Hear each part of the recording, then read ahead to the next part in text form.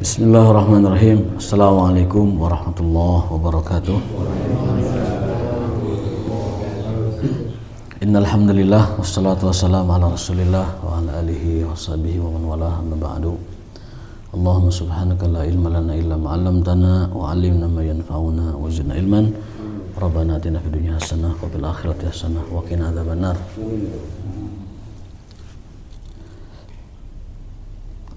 Arsenal kalah ya tadi. Kalah ya. PSG masuk ke final melawan Inter nanti. Tapi ada senangnya juga, PSG itu banyak pemain muslim. Ada Hakimi yang dari Maroko itu. Ada si Dembele, Usman Dembele. Jadi bintang-bintangnya itu muslim. Jadi walaupun tim kesayangan saya kalah, tapi ada bangganya juga. Yang ngalahinnya banyak orang muslim. Ala kulli hal, itulah. Dan kabar dunia Islam, ya Gaza sudah tidak ada lagi yang tersisa. Udah nggak ada lagi tempat yang bisa diserang. Jadi yang tersisa itu tinggal kelompok pejuang Hamas. Jumlah mereka itu kan 30.000. Konon katanya belum berkurang lebih dari 1.000. Jadi baru sekitar 700-an selama perang 2 tahun ini. Sementara korban di pihak Israel, tentara Israel, ya itu juga belum ada siaran resminya karena mereka tidak pernah mengumumkan. Ya, Israel itu strategi medianya itu dia tidak pernah memberitakan kerugian. Tidak pernah baik warganya atau militer. Ala kulli hal, kita terus berdoa kepada Allah SWT. Bagian dari kepedulian, man lam yahtam bi amril muslimin falaysa minhum. Barang siapa yang tidak memiliki kepedulian kepada nasib saudara muslimnya sendiri, dia bukan golongan mereka. Berdasarkan hadis Nabi SAW. Minimal kepedulian itu kita buktikan dengan mendoakan mereka, bersedih untuk mereka, dan senantiasa membantu jika kita mampu dengan segala daya yang kita bisa miliki, dengan diplomatik, dengan dana, dengan logistik, atau dengan penyebaran opini. Minimal kita tidak pelit menyebarkan berita tentang Palestina, nge-share daripada kita nge-share foto nu garilis, foto Palestina. Itu sekurang-kurangnya kita mengamalkan hadis bahwa kepedulian kita kepada saudara kita yang muslim bagian dari tanda keislaman kita, ya, tanda keislaman kita. Baik, hari ini kita akan lanjutkan kajian dari Sahih Bukhari. Sebenarnya jadwal Zadul Ma'ad, tapi saya lupa kitabnya itu di mana. Lupa, entah itu di Imarat, entah itu di kemarin kajian di GBA, itu saya lupa ya. Kita di rapel aja nanti minggu depan Zadul Ma'ad. Kita lanjut aja Sahih Bukhari ya.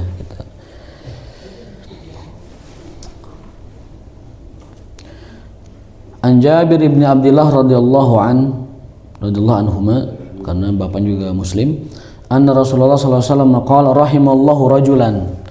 Allah merahmati seseorang samhan. Samhan itu orangnya gampangan, easy going. Orangnya mudahan, gampang lah urusannya tuh. Idza ba'a saat menjual, wa idza istara saat membeli. Jadi Allah merahmati orang yang gampang menjual, gampang membeli. Jadi teribet, tidak rudet. Kadang orang kan nawar tuh ribet, harga 100.000 ditawar 11.000 kan gitu.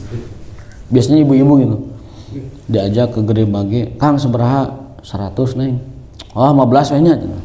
Nah itu kan tidak samhan. Ya, kalau samhan itu dia menjual gampang, membeli gampang, tidak rudet gitu. Jadi nawarnya bukan nawar brutal gitu, nawarnya nawar wajar lah gitu.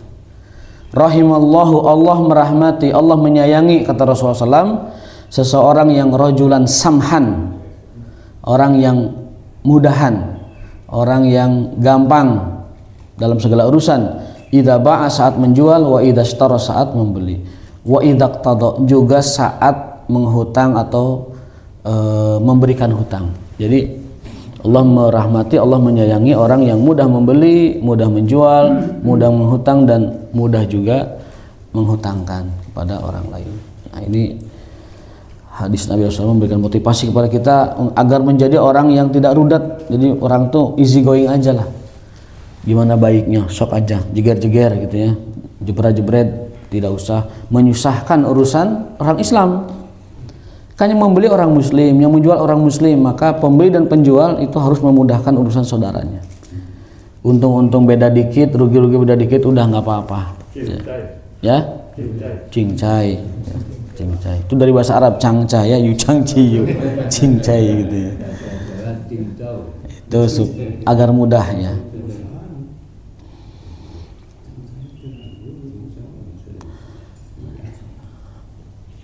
An Hudzaifah, hadis berikutnya, An Hudzaifah radhiyallahu anhu qala qala Nabi alaihi salatu wasallam talaqatil malaikatu ruha rajulin mimman kana qablakum. Malaikat ketika itu menerima roh atau arwah seseorang dari orang terdahulu ya. Lalu malaikat bertanya kepada orang itu, "A'amil taminal khairi syai'an?" Apakah engkau pernah berbuat baik barang sekali, dua kali gitu? Ada nggak perbuatan baik kamu? Qala, ayah sih, ayah perbuatan baik. Kuntu amuru fityani an yundiru al-mu'sir wa yatajawazu anil musir. Dulu aku punya pelayan itu aku suruh untuk meringankan beban orang-orang yang menghutang kepadaku. Jadi kalau ada yang kesulitan bayar, udah gampang lah, nanti aja.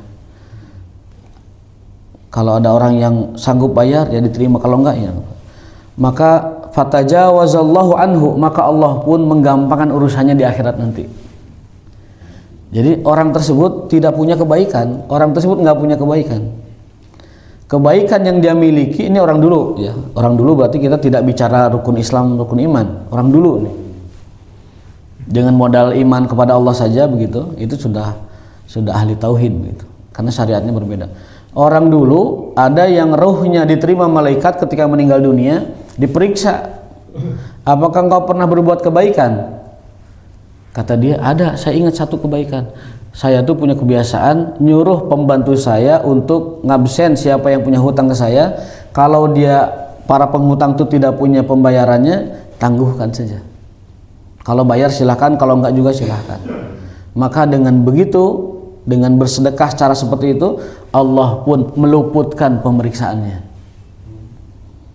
Ini yang menjadi dalil bahwa bisa jadi kita ini banyak sekali kekurangan, banyak sekali mungkin dosa, banyak sekali kelalaian dalam menjalankan ibadah, atau malas dalam menjalankan perintah atau larangan, tapi kita punya amalan semacam sedekah. Di sini konteksnya hutang yang ditangguhkan menjadi sedekah, akhirnya itu Allah melihat yang itunya. Jadi Allah fokus kepada sedekahnya, kepada memudahkan urusan sesama saudaranya. Tajawaza itu melampaui. Allah meluputkan, Allah mengabaikan, Allah tidak memeriksa akhirnya perkara-perkara orang ini gitu. Maka yang namanya membantu orang sekecil apapun itu harus jadi habit, harus jadi kebiasaan. Kadang-kadang tadi Allah mengabaikan seluruh perbuatan kita, Allah tidak meriksa seluruh keikhlasan kita karena kita punya amal ini. Ini hadis Bukhari yang biasa disampaikan sebagai motivasi ya, bahwa kadang-kadang mungkin kita tidak punya amal apa-apa, tapi kita punya amal inti. Kadinan tuh bilih sana. Ki diseruput dulu Ki, biar seger Ki. Seruput. Nah itu. Jadi kita itu harus punya amalan kokojo, amalan inti yang kita andalkan, itu menjadi sumber dari kasih sayang dan rahmat Allah Subhanahu wa taala. Di hadis ini sedekah contohnya. Di hadis lain mahabbah kepada Rasulullah SAW. Ada sebuah hadis. Dalam kitab Adabul Mufrad kurang lebih ada 3 hadis. Ibnu Abbas meriwayatkan bahwa ada seseorang Arab dari pegunungan ya, dan riwayat lain juga orang-orang lain bertanya, "Ya Rasulullah, mata sa'ah?" Wahai Rasul, kapan kiamat? Kemudian Rasul balik bertanya, "Mada a'dadtalaha?" Apa yang telah kau persiapkan? Lalu dia menjawab, "Minal fi'li khair laisa bikatsir." Ari kasayan mah abi teu gaduh ya Rasul. Ibadah ge aduh kirang atuh kumaha. Terus naonna tuh siap-siapna. Inni uhibbullah wa rasulah. Aku mencintai Rasulullah. Kata Rasulullah, almar'u ma'a man ahabba. Seseorang akan dikumpulkan bersama dengan orang yang dicintainya. Kata Ibnu Abbas, kami belum pernah bergembira sejak masuk Islam kecuali setelah mendengar hadis ini. Kami belum pernah bergembira sejak masuk Islam. Pertama gembiranya dengan masuk Islam, yang kedua dengan hadis ini. Dia tidak punya banyak amal ibadah, dia tidak punya banyak kebaikan, namun dia punya amalan inti, uhibbullah wa rasulah. Aku mencintai Allah dan mencintai engkau Rasulullah. Lalu Rasulullah menimpali almar'u ma'a man ahabba. Seseorang akan dikumpulkan dengan orang yang dicintainya. Jadi bisa jadi amalan kita cuman sholat wajib doang. Bisa jadi amalan kita cuman seadanya. Tetapi karena mahabbah kita kepada Rasulullah SAW, itu menjadikan kita bersama beliau nanti di surga. Jadi amalan-amalan yang seperti itu yang harus kita gali, kita cari. Karena ingin ngandalkan amalan mahdoh mah, jiwa kita mah kedul di akhir zaman gini mah kedul. Mulai nu sanggup sholat semalaman sampai tuurna norok tokan tidak ada. Tidak ada juga yang sanggup sholat sampai betisna bengkak. Tidak ada juga orang yang sampai satu rakaat itu Al-Baqarah dengan Ali Imran. Kalau lagi malas baca Fusilat. Fusilat itu seberapa lembar ya tak? Kalau lagi sakit, misalkan ada riwayat dari kalangan salafus saleh bahwasanya biasanya malam tuh aku kuat 3 surat utama itu 3 surat apa panjang. Tapi karena kalau lagi sakit ya paling-paling setengahnya lah jadi gitu. Jadi biasa Al-Baqarah, Ali Imran dengan An-Nisa misalkan, kalau lagi sakit mah berkurang. Tadinya biasa 10 lembar, ini ya 6 lembar, 5 lembar kalau lagi sakit. Kan zaman orang mah mulai anu sanggup yang begitu teh. Sudah jarang. Maka kita cari nih amal-amal yang sederhana, ringan, dan itu menjadikan Allah melimpahkan keridhaan dan rahmatnya kepada kita. Yang dapat kita temui dalam hadis Bukhari, yang pertama hadis ini, bahwa Allah meluputkan, Allah mengabaikan pemeriksaan dan penghisaban karena orang tersebut punya kebiasaan memudahkan hutang yang meminjamnya. Yang kedua adalah mahabbah kepada Rasulullah SAW. Dengan mahabbah itu Allah menyertakan orang tersebut masuk surga dan bertemu dengan Rasulullah SAW. Hadis nomor 945. An Hakim ibn Hizam radhiyallahu anhu qala Rasulullah al-bayyani bil khiyar ma lam yatafarraqa. Nah ini jarang, zaman sekarang jarang kayak gini. Sesungguhnya dalam jual beli itu si penjual dan si pembeli punya hak khiyar. Khiyar itu hak komplain. Ada 3, khiyar aib, khiyar majlis, khiyar syarat. Khiyar majlis, selama dalam majlis transaksi dia boleh mengembalikan barangnya, dan pembeli penjual tidak boleh menolak. Jual beli barang, tiba-tiba masih dalam majlis ada kekurangan, si penjual tidak boleh mengatakan barang yang sudah dibayar tidak boleh dikembalikan, nggak boleh. Atau yang sudah disentuh tidak boleh dikembalikan, tidak boleh. Ada khiyar saat masih berada di majlis, namanya khiyar majlis. Kalau penjual tidak mempraktekkan ini, bisa-bisa dicabut berkahnya oleh Allah SWT. Yang pertama khiyar majlis, yang kedua khiyar syarat. Khiyar syarat itu dalam transaksi ada syarat. Seandainya ada sesuatu begini-begini, terjadi begini-begini, apakah kita sepakat akan dikembalikan barangnya? Ya, misalkan. Itu khiyar syarat. Yang ketiga khiyar aib. Khiyar aib itu manakala barang yang sudah dijual belikan ada aibnya, maka dikembalikan. Kalau khiyar majlis itu ada aib nggak ada aib, masih di majlis boleh dibalikan. Misalkan udah beli nih, udah beli apa HP, tiba-tiba aduh jadi kepikiran kebutuh loba, nggak jadi mang, harus diterima karena itu masih khiyar majlis, masih di majlis. Penjual pembeli, kata Nabi, al-bayyani, penjual pembeli bil khiyar, punya hak khiyar. dan itu milik keduanya. Malam yatafarraqa, selama belum berpisah tempat, belum tafarruq. Jadi kita bisa membatalkan transaksi selama masih ada di tempat itu. Mang terjadi mang, ya misalnya saya ada kebutuhan, saya tidak jadi karena ada harus darurat yang saya bayarkan atau lain sebagainya. Itu khiyar majlis. Kalau khiyar syarat itu dengan klausul ya. Kalau khiyar aib itu ditemukan kekurangan. Misalkan beli barang sudah di rumah, barangnya ada kekurangan, ada aib yang tadinya ditutupi oleh penjual atau tidak nampak oleh kedua orang itu, baru ketahuan di rumah pas dibuka. Maka itu khiyar aib berlaku, balikin lagi barangnya. Dan si penjual harus menerima. Al-bai'ani bil khiyar ma lam yatafarraqa. Penjual dan pembeli punya hak khiyar satu sama lain selama belum berpisah. Yang ini khiyar majlis ya. Jahatnya DP hangus lah. DP hangus, wah itu lebih jahat lagi tuh. DP hangus. Ada lagi menyentuh berarti membeli, nah itu tuh. Itu zalim juga, itu aturan seperti itu, nggak boleh ada seperti itu. Hukum yang apa itu, uang muka itu bagaimana itu? Uang muka boleh sebagai pengikat dan penguat akad boleh. Tapi terus kan misalnya ada perjanjian, nanti 3 hari kalau nggak jadi uang diambil ke yang hangus, ya, hangus. Ini itu DP hangus tuh itu. Tadi itu DP hangus. Panjar. Boleh atau enggak? Sebagian ulama mengatakan nggak boleh, sebagian mengatakan boleh. Ada yang mengatakan boleh karena itu bagian dari apa namanya, bagian dari keseriusan, gitu. Ada yang mengatakan tidak boleh karena itu ada penzaliman kepada pihak yang membayar DP dan tidak jadi. Saya pernah baca di satu majalah fatwa gitu ya, bahwa hal itu memang mendatangkan dua pendapat gitu, boleh tidaknya. Tapi pendapat yang paling hati-hati sebaiknya kalau panjer tidak jadi boleh diambil lagi harusnya. Panjer nggak jadi ambil lagi kalau memungkinkan ya. Karena belum dipakai. Kalau sudah dipakai udah habis, Pak, ya terjadi Pak.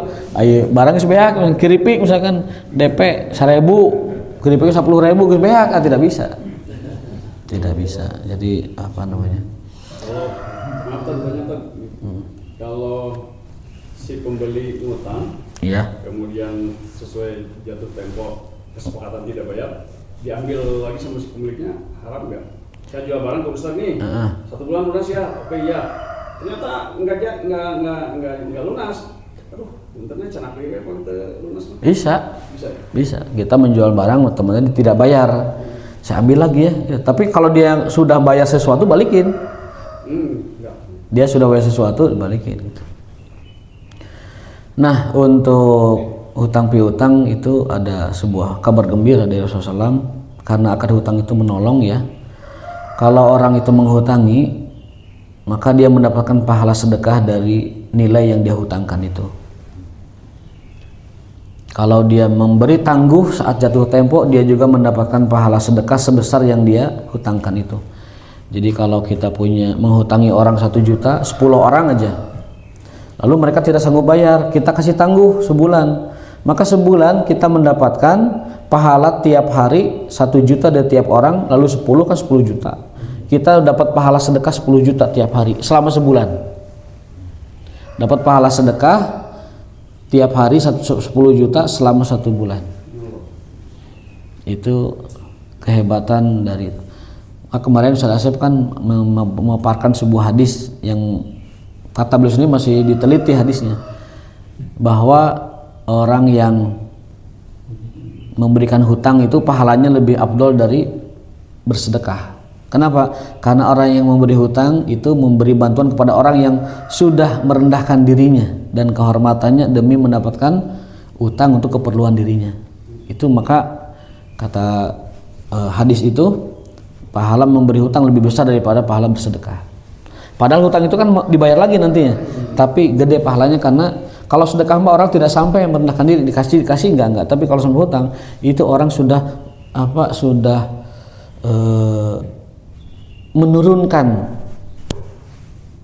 menurunkan nilai dirinya dan merendahkan dirinya untuk mendapatkan hutangan. Gitu. Maka dibantunya itu gede banget pahalanya gitu.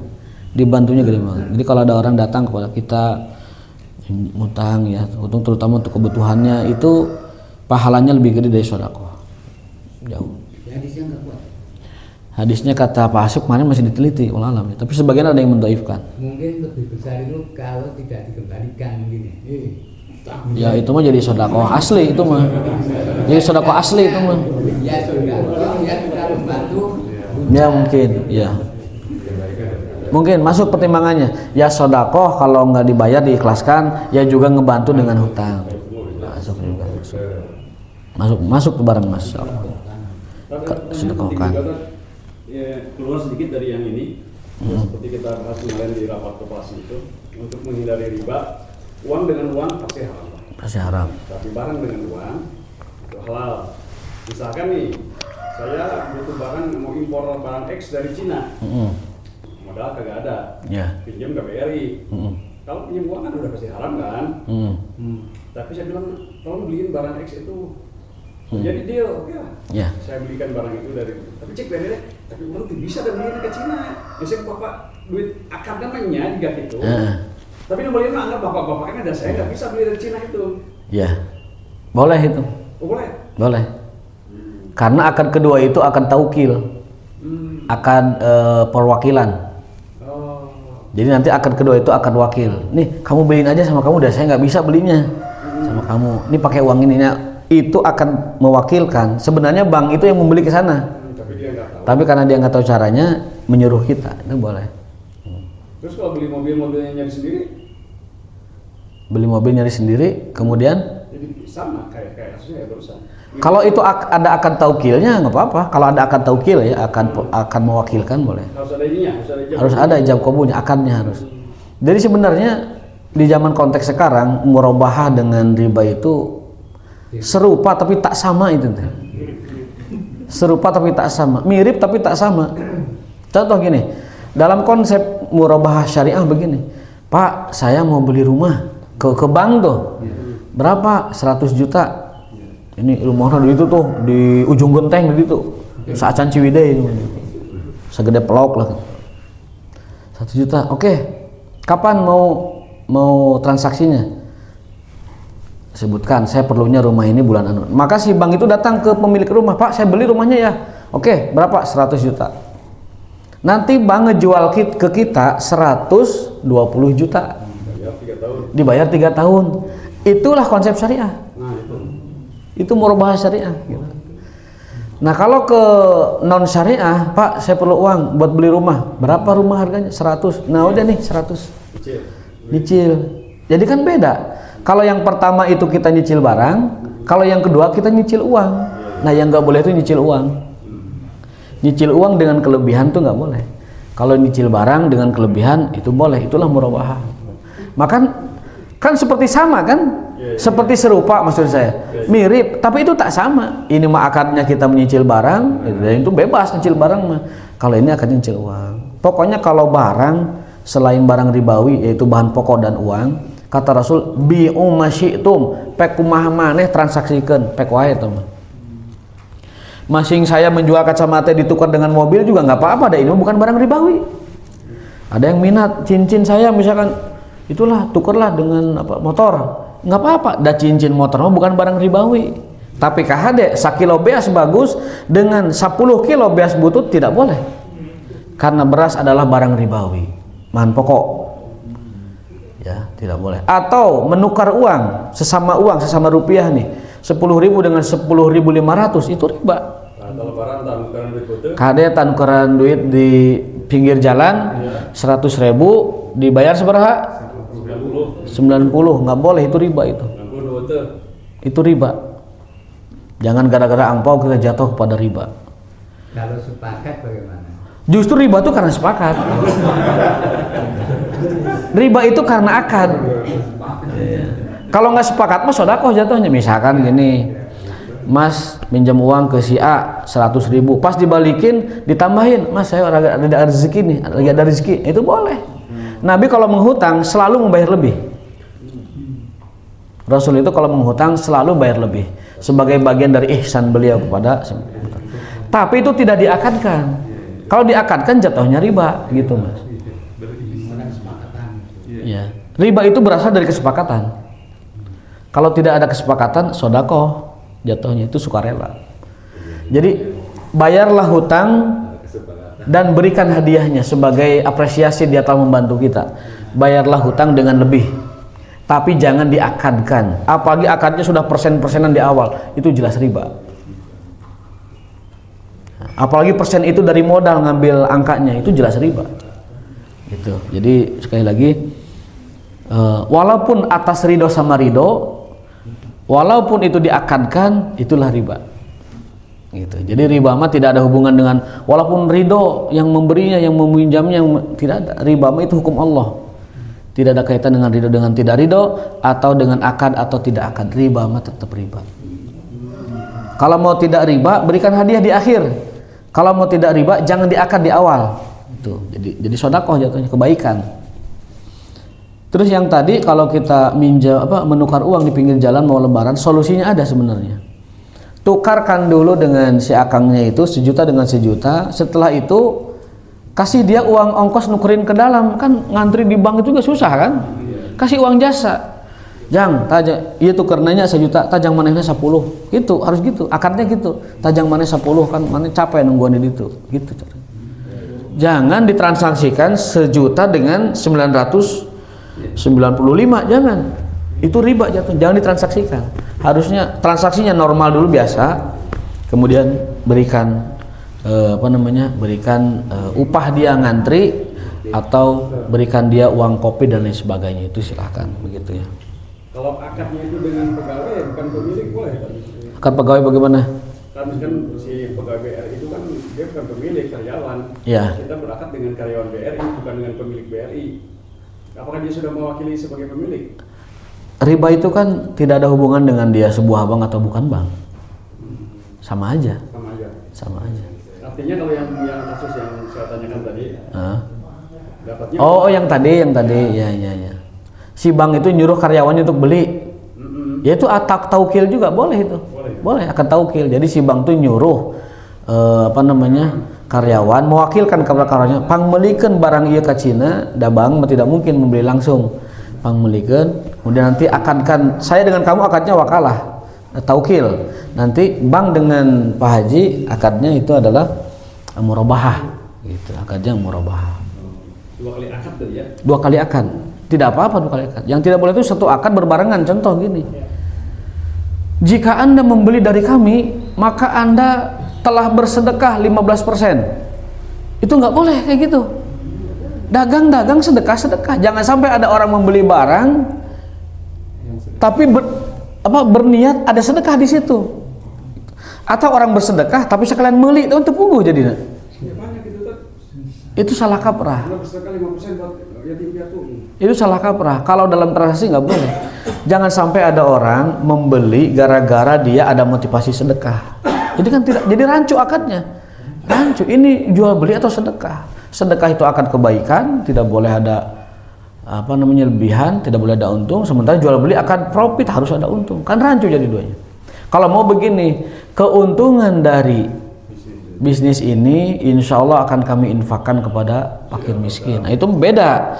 Dia mah hanya menceritakan bahwa nanti kalau ada untung saya akan infakkan. Tapi kalau bahasanya, jika setiap anda membeli dari kami sekian atau membeli barang dari kami itu ada 15% sedekah, itu akadnya tidak jelas.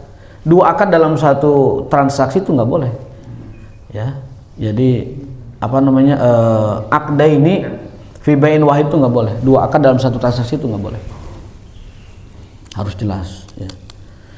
Itu masalah yang kedua, bisa jadi itu si yang ngomong begitu nggak mensedekahkan loh, diraup semua untungnya, akhirnya sulit juga memisahkan, kan begitu. Kecuali kalau bahasanya nanti kami itu kalau ada untung suka diberikan sedekah, itu lain.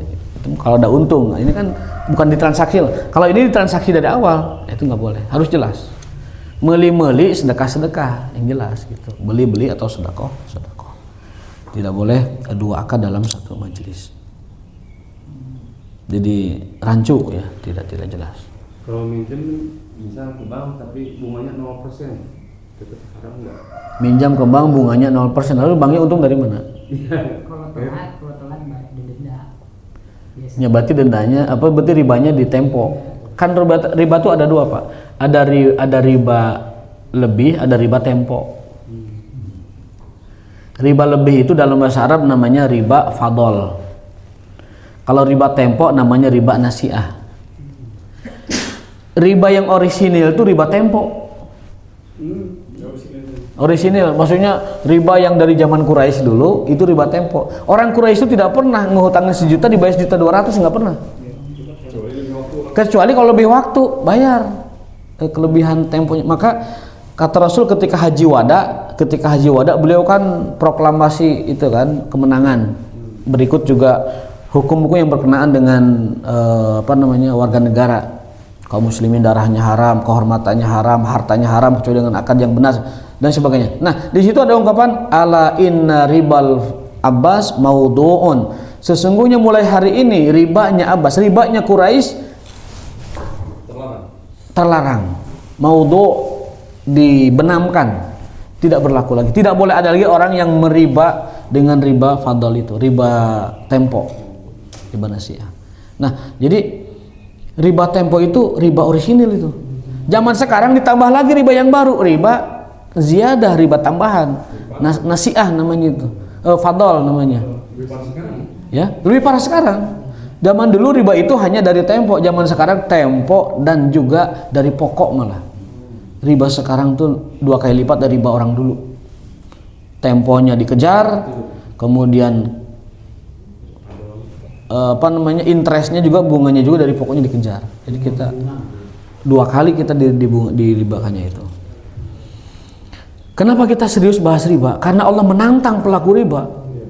Fa'dzanu biharbin minallah.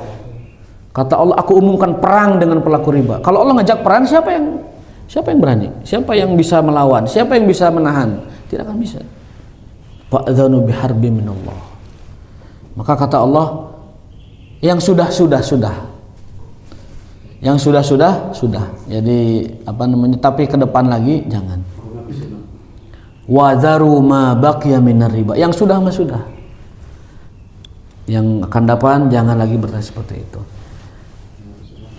Dan yang lebih parah itu pelaku ribanya, bukan kalau ada korban riba, ada pelaku riba. Kalau korban itu ya para peminjam itu korban.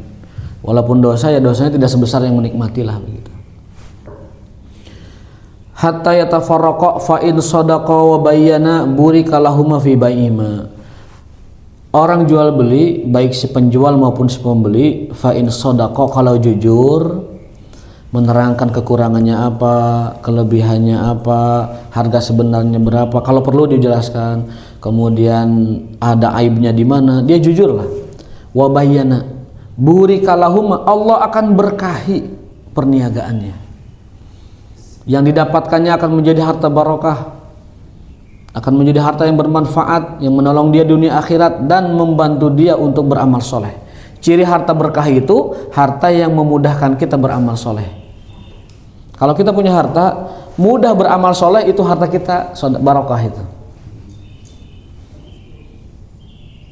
Kata seorang ulama salaf,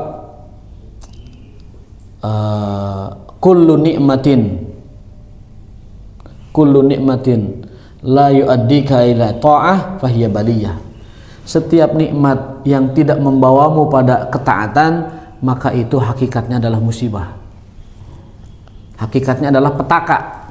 Kullu nikmatin la yu'addika ila ta'ah fahiya baliyah. Setiap nikmat yang tidak membawamu pada ketaatan, maka itu adalah baliyah, kemusibahan atau bala ataupun juga petaka. Apapun nikmat itu. Ya. Punya HP malah dipakai tidak taat, itu petaka HP itu. Punya kendaraan tidak dipakai untuk taat, jadi baliyah, jadi petaka. Baik petaka dunia maupun petaka akhirat. Musibah dunia, musibah akhirat. Wa in katama wa kadzaba, jika si penjual pembeli itu menutup-nutupi, si penjual pembeli menutup-nutupi barang yang dia jual, muhiqat, dicabut barokatu, keberkahan bai'ihima, keberkahan dari penjualannya. Jadi penjual pembeli itu punya hak dan kewajiban yang sama. Kalau mereka jujur menjelaskan apa adanya, Allah berkahi. Kalau mereka tidak jujur, menyembunyikan sesuatu, Allah cabut keberkahan dari transaksi mereka. Baik keberkahan dari si pembeli maupun keberkahan dari si penjual, dicabut dua-duanya itu. Nauzubillah. Tapi kalau salah satu yang jujur, ya dicabut yang dustanya itu, keberkahan dari dia. Nah, ini hadis yang tadi saya bacakan nih 946. Dari Abu Sa'id radhiyallahu anhu, kunna nurzaku tamrul jam'i wa huwal khiltu minat tamri wa kunna nabi'u sa'aini bisa'in. Nah, kata Abu Sa'id, kami diberi rezeki oleh Allah berupa kurma. Ada kurma yang bagus, ada kurma yang tidak bagus, kurma murah, kurma mahal. Dan kita saat itu kami menjual 2 sok kurma gorpat lah gitu. Gorpatnya goreng patut, bisoin dengan 1 sok kurma bagus. Faqalan Nabi SAW, la so'ain bisoin, tidak boleh ada 2 sok dengan 1 sok, karena kurma itu bahan pokok. Wala dirhamaini bidirham, tidak boleh juga 2 dirham dengan 1 dirham, tidak boleh. Ya, jadi itu riba itu bahan pokok dan uang. Ya, tidak boleh. Jadi saya juga pengalaman juga nih beli buah-buahan gitu. Jadi yang di atas itu dikasih yang bagus. Nah, pas kita beli 3 kilo, ternyata di rumah itu cuma 3 Betul. biji yang bagus. Yang lainnya tuh Eta mah nipu. Eta mah nu dilanggarna goror. Kan transaksi syariah itu syaratnya tidak boleh terkena GSM. Kemarin kita GSM. Goror, spekulasi, meriba. Gitu. Tidak boleh GSM. Goror itu ketidakjelasan. Tadi ditulisnya 1 kilo 5.000, pas datang lain 1 kilo 1/2 ternyata. Eta goror eta. Goror. Tegalega lo bener gitu. 1 kilo 10.000 ya apa namanya sawo misalkan. Ayo pas dibungkus, nah 1/2 kilo ternyata teh 1/2, duana kecil. Itu goror. Itu goror. Segala bentuk kegororan, segala bentuk goror, baik besar atau kecil, itu menjadi transaksi tidak sah. Yang kedua, spekulasi atau maisir atau gambling. Gambling, membeli ikan dalam kolam, itu gambling. Membeli buah masih pentil, itu gambling, nggak boleh. Tapi kalau sudah nampak buahnya, ngejentul buahnya begitu, sudah ranum, boleh dijual. Setengah sebenarnya 500-an sok. Nah, gitu. Tapi kalau masih pentil, masih pentil nggak boleh. Kalau sudah nampak melendung nggak boleh. Jadi kalau pisang-pisang itu kan banyak tuh 1 truk itu kadang masih. 1 truk boleh, kan udah jadi pisang itu mah. 1 truk pisang kan, kecuali 1 truk kembang pisang, jangan itu. Ijon ya, nggak boleh itu ijon maksudnya. Ijon ya. Belum Hijau dijual. Iya. Masih hijau-hijau itu. Nggak apa-apa, kan udah jadi pisang kan, udah bentuk pisang, rapopo. Hadisnya la tabi thimar qabla buduwiha. Jangan kau jual buah-buahan sebelum budu. Budu itu nampak muncul gitu ya. Kalau berarti mafhum mukhalafahnya, logika terbaliknya, kalau sebelum budu, sebelum nampak nggak boleh. Ya. Gambling kan. Gambling. Tapi kalau sudah muncul, pisangnya sudah mulai ranum, jeruknya sudah mulai ranum, tangkalnya jelas, buah, boleh ditaksir, lebih dan kurangnya itu bagian dari tarodin, resiko, sama-sama ridho. Tapi kalau masih pentil, jelas potensi ruginya si pembeli. Jarang. Hah? Jarang kalau dari bunga. Ada katanya tuh, kata Makato. Apa namanya ayah istilah ijon nggak ayah. Jadi masih pentil bisa dibeli, Pak Didi. Tetep menang. Mana ada istilah ijon kan naon? Iya, ijon gitu. Ijon teh hijau kene, pare hijau kene. Masih banyak. Boleh dia 1 hektar sabaraha gitu. Harganya murah kan.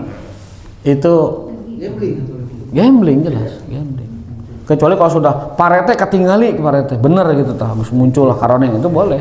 Tapi kalau masih dia sebelum berbuah itu nggak boleh. Atau masih pentil, karena bisa jadi pentil kan rontok, bisa jadi. Salah satu bukti yang paling nyata itu yang Pak Haji Dadang belakang, rambutan itu pentilnya penuh itu teh.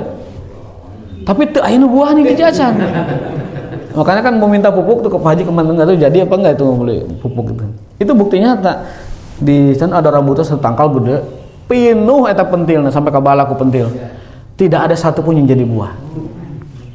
Di belakang itu bukti bahwa yang namanya penjualan dengan cara itu tuh nggak boleh. Pupuk dulu sampai buahnya ranum kelihatan merah, baru pas setengah seberat sok sakit. Itu bisa, boleh, boleh. Ijon demikian bisa ya. Ijon yang sudah kelihatan buahnya boleh, tapi kalau ijon yang masih pentil nggak boleh. Karena yang ijon juga gitu sih, yang udah ada buahnya baru berani. Iya. Kalau sudah kelihatan buahnya itu bukan hijau, tebas. Itu namanya kalau dalam bahasa Arab tahmin. Kalau membeli buah satangkal dengan cara menerka itu tahmin namanya. Boleh. Boleh. Rasul memerintahkan para para sahabat untuk melakukan jual beli yang seperti itu dengan takhris atau tahmin. Silahkan. Silahkan ditahmin. Korma nih berapa nih setangkal? Sudah muncul kormanya, ditahmin aja. Berapa? Boleh. Yang nggak boleh itu kormanya masih kembangan. Udah ditawar, itu nggak boleh. Nggak boleh. Itu namanya tidak spekulasi gambling. Jadi GSM patokannya. G-nya adalah goror, S-nya spekulasi, M-nya itu meriba. Nggak boleh. Kalau transaksi ada 3 unsur ini, berarti itu dia jatuh kepada transaksi yang haram yang tidak dibolehkan. Ada lagi bentuk goror yang lumrah di kita. Namanya goror najas. Begini caranya. Orang tuh jualan buah di atas mobil. Itu kawan-kawannya tuh naik di belakang tuh. Pura-pura jadi pembeli. Wah, saya 2 kilo. Oh, saya 3 kilo. Seolah-olah jeruknya tuh laku. Laris gitu kan. Akhirnya banyak pembeli yang tertarik bukan karena barangnya bagus atau dia mau membelinya, tetapi karena terpengaruh dari orang-orang yang membelinya. Itu namanya bai'un najas, nggak boleh. Nggak boleh. Tiba-tiba ada ibu-ibu, Pak, jeruknya raos atau 5 kilonya, padahal baturanat. Itu dulu di mana di Cileunyi KHT dulu ada, sekarang udah nggak ada. Sekarang udah nggak ada. Di bis itu biasa itu. Pak, sebentar, belakang ya, belakang. Iya, dulu ada, tapi sekarang mungkin seiring dengan edukasi yang banyak dilakukan oleh para ustadz, para kiai mungkin berkurang. Mungkin berkurang. Dulu mah iya, sekarang berkurang. Tapi masih ada 1-2. Dan saya pernah ketipu, korbannya masih ada. Waktu saya kuliah di Lipia, main ke Bogor, di stasiun Merdeka itu di Bogor ada elektronik itulah. Saya tuh nggak minat beli jam itu, jam 100.000 kan, memang bagus sih. Tiba-tiba di pinggir saya, Kang, beli aja, saya belinya kemarin 500 loh. Oh, gitu. Jadi memang beli. Kemarin 500, ayam 100, kayaknya bisa jadi 500 dari Kang, beli saya adalah Allah gitu. Itu bai'un najas, nggak boleh. Jadi psikologi si pembeli terpengaruh belinya itu bukan karena butuh, bukan karena harga, bukan karena barang, tapi oleh ini. Itu nggak boleh. Yang berdosa jalannya. Hah? Yang berdosa penjualnya. Berdosa penjual, kita makan korban. Harusnya tuh kita juga jangan jadi korban-korban amat sih, harus pintar sebenarnya. Ini kayaknya ngomong gitu tuh kayaknya koleganya, saya nggak ngeh gitu. Itu ternyata itu tim yang dia buat. Contoh lain, ini pemandangan, ada toko baru buka, dia ngundang orang banyak, seolah-olah terkesan warungnya itu ramai dan enak gitu. Orang yang nggak mau beli, akhirnya mengkol ah. Nah, dia tertipu dengan situasi yang direkayasa oleh si penjual, seperti ramai, padahal pas dicoba haruh tengenang-ngena acan. Misalkan begitu. Nah, itu fenomena bai'un najas yang sebaiknya dihindari. Khawatir itu membuat ketidakberkahan. Baik, mungkin 3 hadis terlebih dahulu ya, itu perkara batasan syariat dalam mentransaksikan pembelian dan penjualan. Hadanallahu wa iyyakum ajmain wa barakallahu fikum wa ila qamit thariq subhanakallahumma wa bihamdika asyhadu an la ilaha illa anta astaghfiruka wa atubu ilaik. Wassalamualaikum warahmatullahi wabarakatuh.